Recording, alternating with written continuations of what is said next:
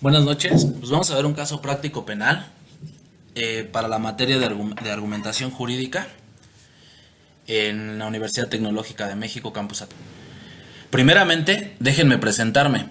Soy Mario Alberto Hernández Gallegos, licenciado en Contaduría Pública titulado y actual estudiante de la licenciatura en Derecho del sexto cuatrimestre de nuestra emblemática Universidad Tecnológica de México, Campus Atizapán, mejor conocida como Unitec Atizapán. El motivo de esta exposición es para realizar un argumento jurídico respecto de un caso teórico de la materia penal, proporcionado por nuestra catedrática, la licenciada en Derecho Yadira Guerra Becerra, donde se nos pide dar respuestas con argumentos jurídicos en base a nuestras leyes y doctrinalmente hablando a las tres siguientes preguntas. ¿Qué ilícitos se desprenden del caso teórico planteado? ¿Quién cometió los ilícitos citados en este caso teórico? ¿Y en qué responsabilidad incurren los actores u autor del suscrito caso? Partamos de lo siguiente. Para analizar nuestro caso y dar un buen argumento jurídico, primeramente tenemos que ver qué es la argumentación jurídica. Desde mi humilde punto de vista, es el proceso escrito y oral que los juristas utilizan para persuadir a sus interlocutores respecto a sus interpretaciones de la norma jurídica. Sin embargo, no se trata solo de convencer a los interlocutores, sino que la argumentación debe tener una estructura capaz de ser convincente o susceptible de ser verídica. Es indispensable tomar en cuenta la visión de la verdad como realidad consensual, es decir, un hecho verdadero está en función del consenso entre los sujetos con los que se discuten y presentan los argumentos en cuestión. Por ello, es indispensable tener en consideración que existen dos tipos de argumentación: aquellos analíticos que buscan demostrar algún hecho en particular y aquellos que tratan de persuadir al interlocutor tomando en consideración que para la argumentación de una afirmación será necesario hacer uso de ambos si se pretende ser convincente. También es necesario que analicemos los elementos de la teoría pentatónica, o mejor conocida como teoría del delito. Recuerden que esta teoría tiene 5 elementos, lo que es la conducta, la tipicidad, la antijuricidad, la imputabilidad y la punibilidad. ¿Sí? Ahora, versemos sobre cada uno de ellos. La conducta puede ser de acción o de omisión. Es decir, la acción es un movimiento que se realiza. Si yo le encajé un puñal a alguien, estoy lastimando su bien jurídico tutelado, y eso es de una acción. Puede caer en el delito de lesiones o en su caso el mismo homicidio. Y en su caso puede venir la omisión. Si yo veo que alguien atropella a otra persona y tuve la opción de yo agarrarlo en flagrancia y hacer la denuncia, era mi deber ser. Si no lo hago, es un delito de omisión. La tipicidad, como aquí lo dice, es la adecuación de la conducta al tipo penal, es decir, que se encuadra dentro de la norma jurídica. Si está dentro de algún código penal, ya sea del Estado de México o de la Ciudad de México, o más bien el federal, se engloba dentro de la norma jurídica, es decir, el delito cae en nuestra norma y por lo tanto esto es la tipicidad. La antijuricidad es lo contrario a la norma. Si está contrario a la norma la conducta y el tipo, entonces es antijurídico y por lo cual cumple con uno de los elementos de esta teoría pentatónica. Asimismo viene la imputabilidad, que es que el sujeto sea responsable del hecho. Si el sujeto fue el que realizó la acción del hecho y cae dentro del tipo y la conducta, se hace imputable a X cosa. Eso es la imputabilidad. Y la punibilidad es meramente que la pena, la sanción o el castigo dentro de la norma. Bien. Ahora, referente a mi argumento jurídico, me es necesario que definamos llanamente qué es la lesión y la tentativa. La lesión es toda alteración que cause daños en la salud producida por una causa externa. Y la tentativa es la acción con que se intenta, prueba o tantea una cosa.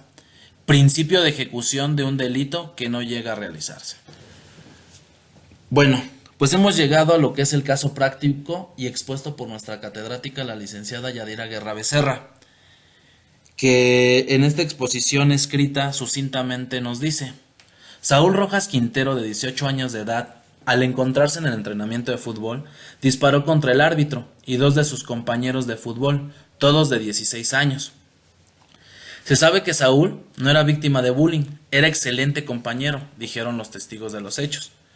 La investigación preliminar reveló que el joven Saúl Rojas Quintero recibía atención psicológica porque presentaba un cuadro depresivo. Sin embargo, la relación con sus compañeros era normal.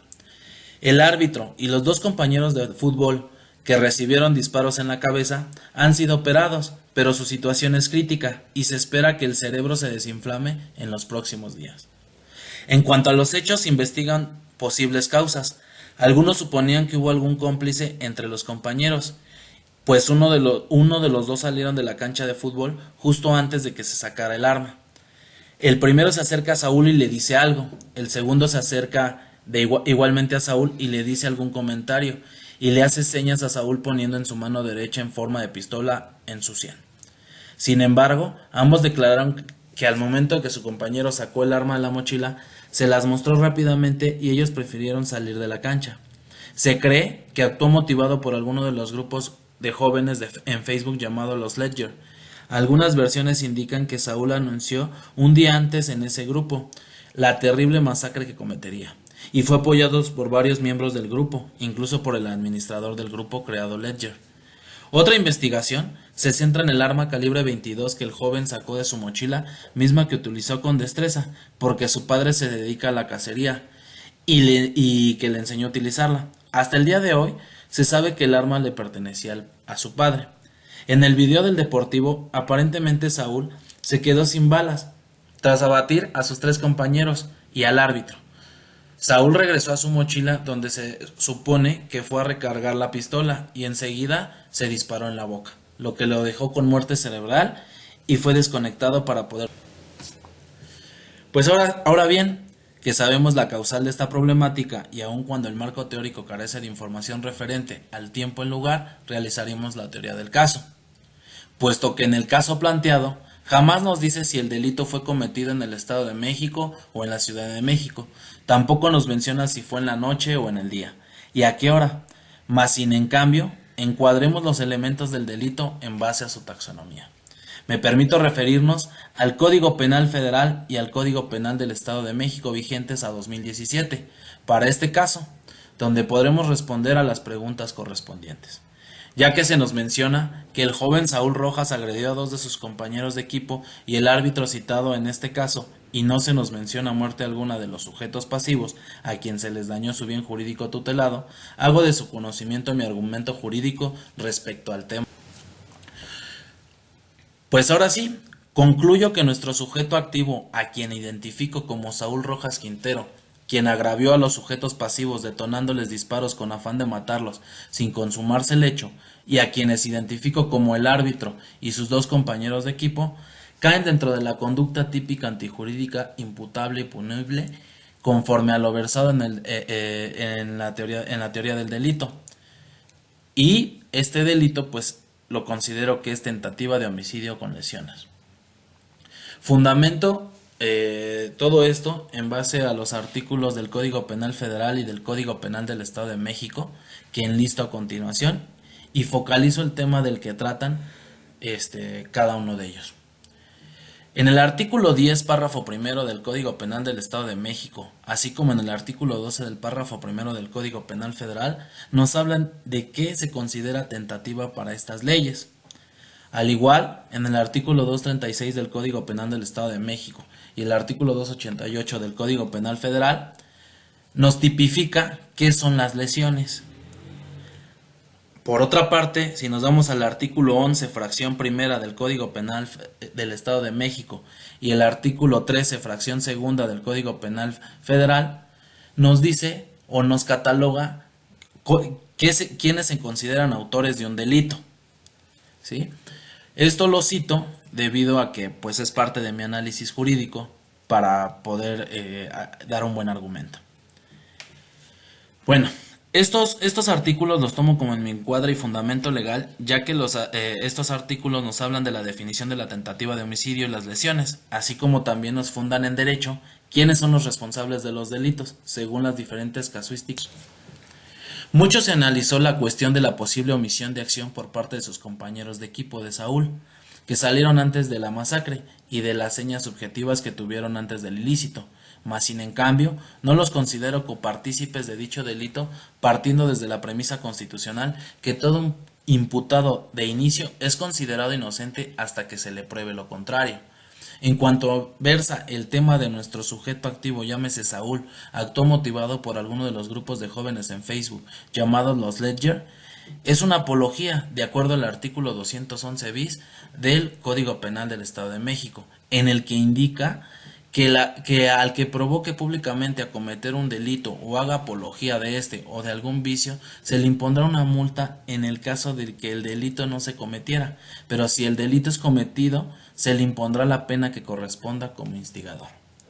Ahora bien, ya contestadas las preguntas 1 y 2 en cuestión, refirámonos a la pregunta 3, en cuanto a sanciones se refiere, por estos delitos, donde por mencionar alguna, citaré lo dispuesto en el artículo 63 y 292 del Código Penal Federal, y que subjetivamente se le estaría aplicando una punibilidad de 6 a 10 años de prisión a nuestro sujeto activo.